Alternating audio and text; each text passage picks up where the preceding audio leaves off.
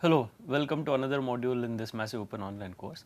In this module, let us start looking at the spectrum of the transmitted signal in a digital communication signal. So, what we want to look at is, for a digital communication system, we want to look at the spectrum of or spectrum of the transmitted signal.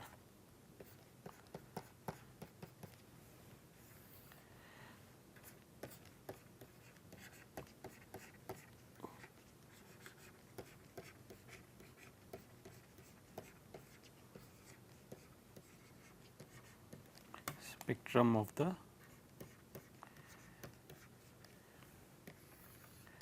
transmitted signal. Okay.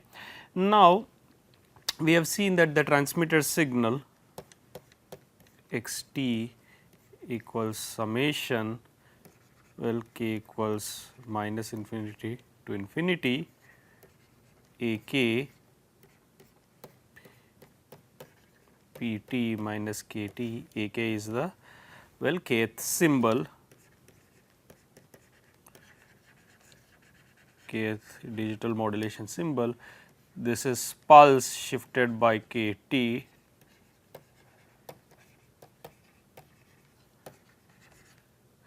where p t is basically, it is a pulse shaping filter, correct, is the response of the pulse shaping filter. And in general, p t can be any pulse, this need not be necessarily p t, this can be any pulse, correct.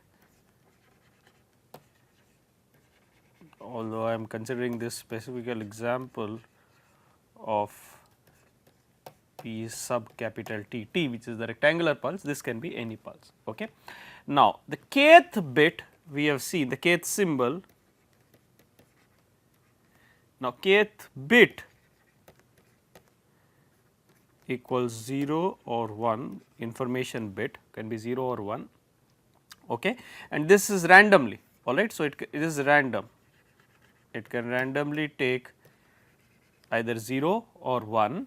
So, which implies a k equals, remember 0 is mapped to a in odd BPSK binary phase shift keying system, or 1 is mapped to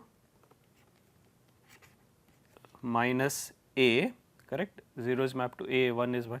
So, it takes a k takes a or minus a randomly. Okay. So, depending on if the bit is 0 or 1 randomly, the corresponding symbol is a or minus a randomly. Okay. Now, we want to characterize the spectrum of the transmitted signal x t. Okay. So, we want, so let us put it this way, our aim is to characterize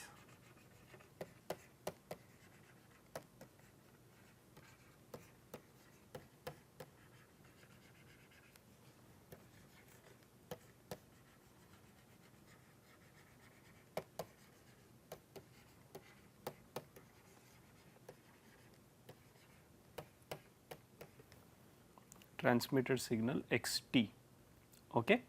Now, p t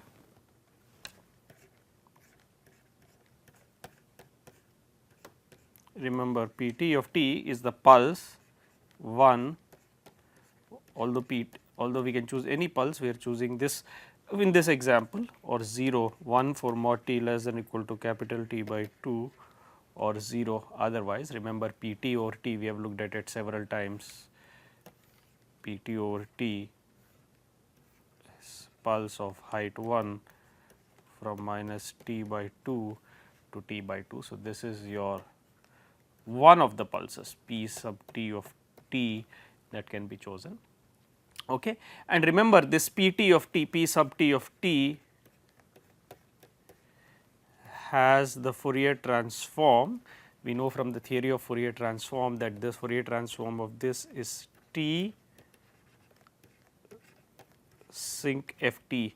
We will see this spectrum of this has a role to play in the spectrum. Naturally, the spectrum of this pulse shape has a role to play in the spectrum of the transmitted signal x t. So, this is sync T sync f t, which is T sin pi f t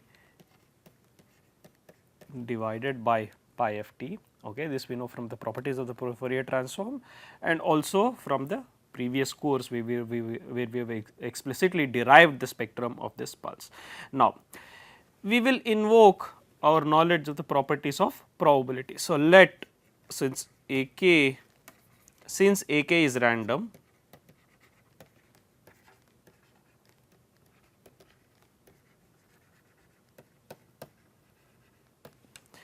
we will set probability ak equals a equals half and probability ak equals minus a equals half. Okay. So, we are assuming this ak and a are equiprobable. Okay. Equiprobable is probability half. Okay. There are two symbols, if they are equiprobable, probability is half. So, these are equiprobable. Okay. So, therefore, now when we use our knowledge of probability, if you calculate the expected value of ak, that will be half, that will be a times probability of ak equals a plus minus a times probability ak equals minus a, which is equal to half a, probability ak equals a is half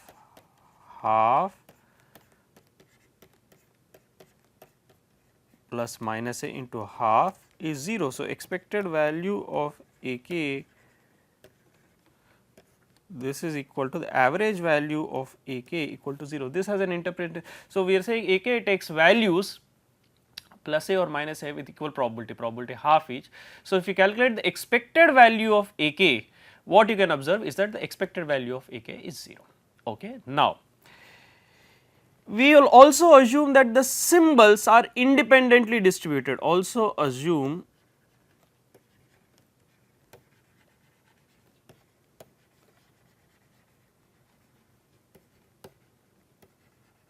symbols ak are IID. This means independent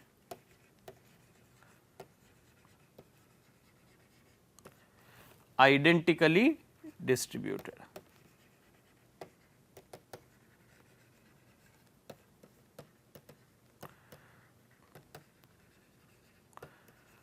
Identical distribution means each takes minus a or plus a with probability half.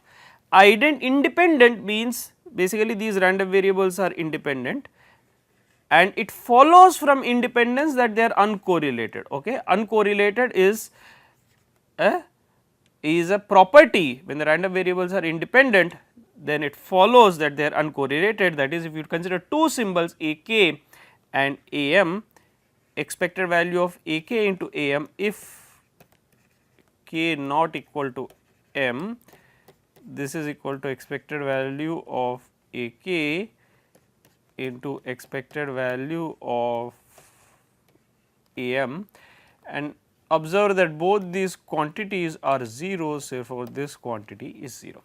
Okay. And this are basically this is uncorrelated. So, if the expected value of ak am is 0, this is termed as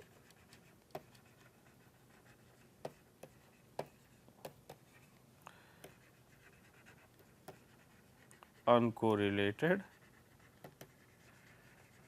So, ak and am are uncorrelated. Okay. We are assuming that they are independent.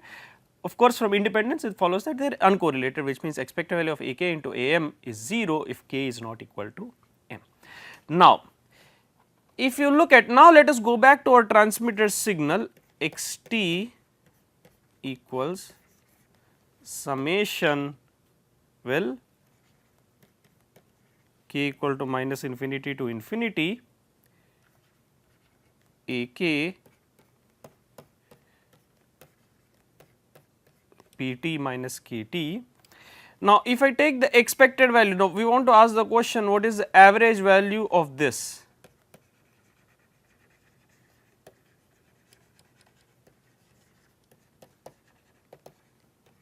What is the average value of this? We want to ask that question.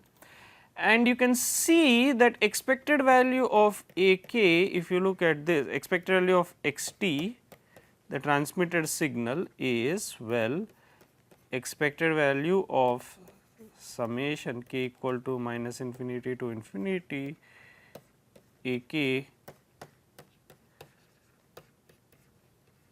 Pt minus Kt, which is expected value of, well, taking the expectation operator is linear. So, sum of expected value of a sum is sum of the expected value. So, that is expected value of, well, AK, because Pt is a deterministic pulse, it is not random. So, the expectation applies only to AK, and we know expected value of AK is 0. So, this is sum of 0, which is 0. So, we have this interesting property that if you look at the expected value or the average value of xt is 0, that is average value of transmitted signal is 0, which results from the property that the average value of the transmitted symbols is 0, average value of each AK is 0, which implies that the average value of transmitted signal is 0.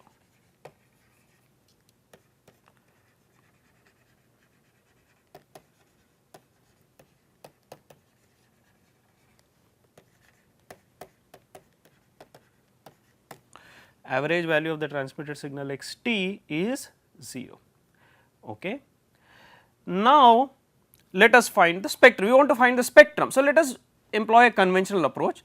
Whenever we want to find the spectrum of a signal, we use the Fourier transform, right. When we want to find the spectrum of a continuous signal, we use the Fourier transform. But does it work well when we want to find the spectrum of a random signal? Let us try to first explore that. So, if you look at the Fourier transform of xt, which is a random signal, you will observe that this is equal to, or if I denote this by xf, this is equal to minus infinity to infinity xt, correct, e to the power of minus j to pi ft dt. And if I therefore, if I take the expected value of xf, this is again expected value of minus infinity to infinity xt e power minus j to pi ft dt.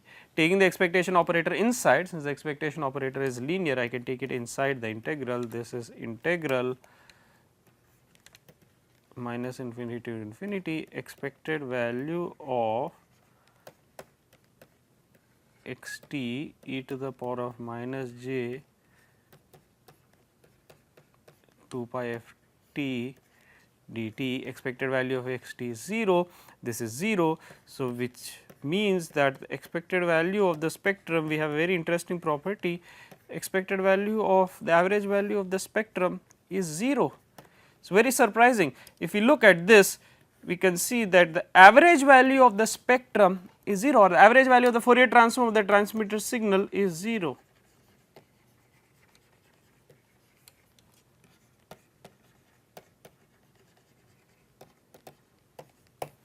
So, the average value of the spectrum is 0, which is very interesting property. Does that mean that basically there is no spectrum, or there is, it does not, the transmitted signal does not occupy any spectrum? If that were true, then we do not need any spectrum to transmit a digital modulator or a digitally modulated signal xt, which is really, obviously it is not true, and it is in fact absurd, because we need spectrum to transmit any signal. So, the fault or the fallacy lies in the way in which we are calculating the spectrum of this random signal, alright.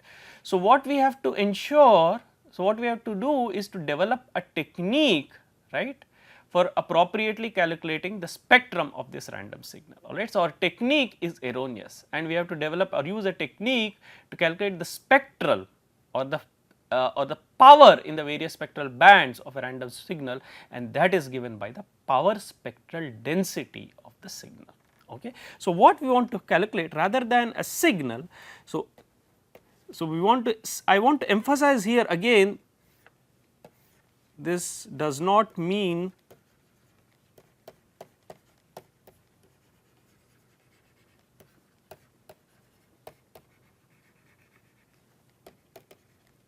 spectrum is 0. So, the right way and the error lies in, and therefore, the right way, now x t is a random signal, okay, and therefore, if you look at this, x t equals summation k equal to minus infinity a k p t minus k t, each a k is random. This implies x t is also a random quantity, correct. Now, how to measure the spec? We want to ask the question, how to measure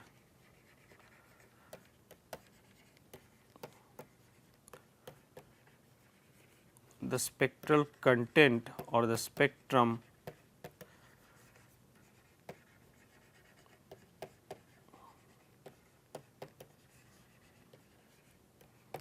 how to measure the spectral content or the spectrum of a random, the spectral content of a random signal, and the answer is through the power spectral density. So, you want to do this through the power spectral density.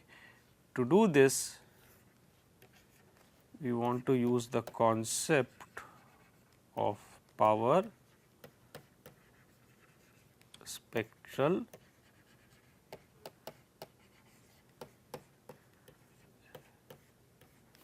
density, or what is termed as PSD. Okay. So, the PSD or the power spectral density gives us the spectral distribution of this, gives us the spectral distribution of power of a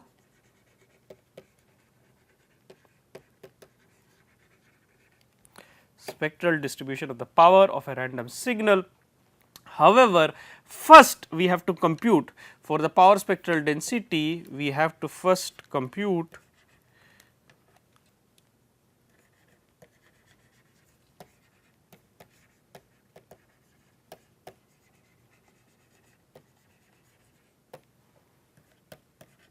the autocorrelation.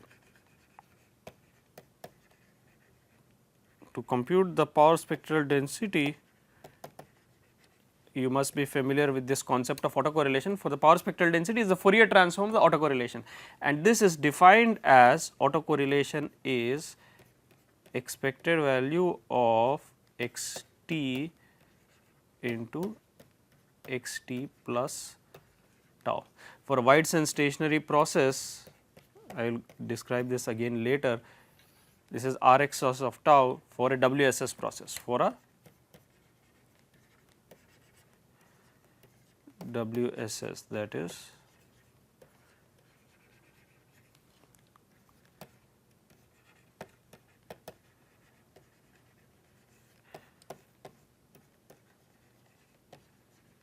for a wide sense stationary, process. So, first we want to compute the autocorrelation. Autocorrelation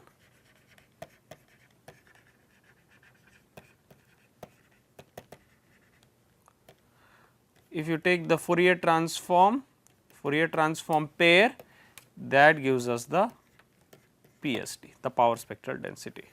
So, what we want to do, the approach we want to take is rather than simply taking the Fourier transform, taking the average value of the Fourier transform, because that does not seem to yield anything sensible. What we want to do is to model this. First of all, it is a random signal, time varying random quantity, which is a random process, correct. Therefore, we want to compute the power spectral density or the spectral distribution of the power. To do that, first we have to start with the autocorrelation function, alright, and we will do this in the subsequent module. Thank you very much.